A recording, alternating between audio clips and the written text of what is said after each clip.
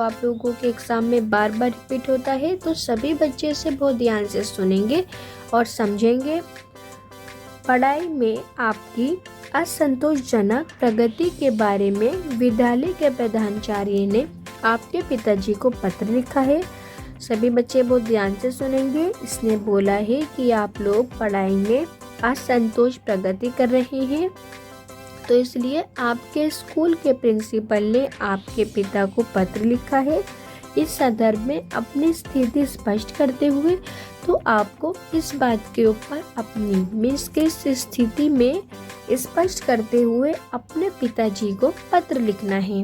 तो सभी बच्चे बहुत पहले आप लोग लिखोगे अपना पता या एड्रेस, जैसे उसके बाद बिना लाइन छोड़े आप लोग लिखोगे देहरादून या आपका एड्रेस। आप सभी बच्चे बहुत ध्यान से सुनेंगे। मैं आप लोगों को दिनांक डालने का तरीका बताती हूँ। जैसे आज 30 नवंबर है तो मैं लिखूंगी 30 उसके बाद मैं नवंबर लिखूंगी अदमा 12 नवंबर, कोमा डालते हुए मैं 2022 लिख के छोड़ दूंगी 2022। इसके बाद आप लोग लिखेंगे पूज्य पिताजी चरण स्पर्श, बिना लाइन छोड़े लिखना है आप लोगों को, और ये लाइंस आप लोगों को या ये वर्ड्स कॉमन रखने हैं। इसके बाद बच्चों बिना लाइन छोड़ते हुए आप लोग पत्र को लिखना शुरू करेंगे। आपका कृपा पत्र प्राप्त हुआ।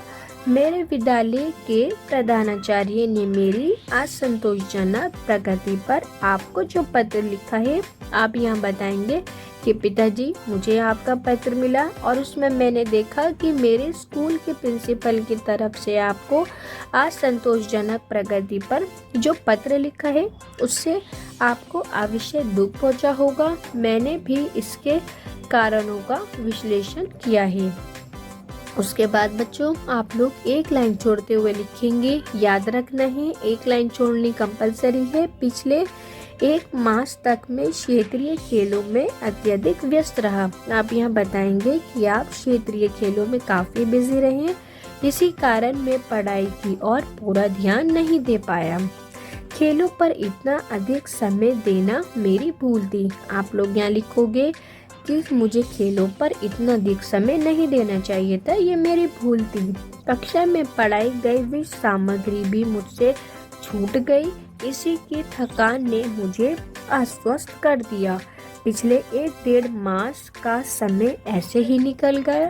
मैं विश्वास दिलाता हूँ कि भविष्य में मैं अपना मुख्य ध्यान पढ़ाई पर ही केंद्रित रखूंगा। उसके बाद आप लोग बोलेंगे कि मैं आपको विश्वास दिलाता हूँ कि जो फ्यूचर में या भविष्य में मैं अपना ध्यान जो है वो पढ़ाई पर ही रखूंगा।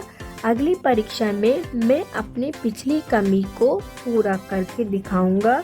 आशा है कि आप मेरी बात का विश्वास करेंगे। इसके बाद बच्चों आप लोग एक लाइन छोड़ते हुए लिखेंगे आपका प्रिय पुत्र और आप नाम लिख करके छोड़ देंगे। अब सभी बच्चे बहुत ध्यान से सुनेंगे। अगर पत्र में नाम दे रखा है तो आप वो नाम लिखोगे जो पत्र में दे रखा है, और अगर पत्र में कोई नाम नहीं दे रखा तो आप का, खा, गा या कोई और दूसरा नाम लिख करके छोड़ देंगे।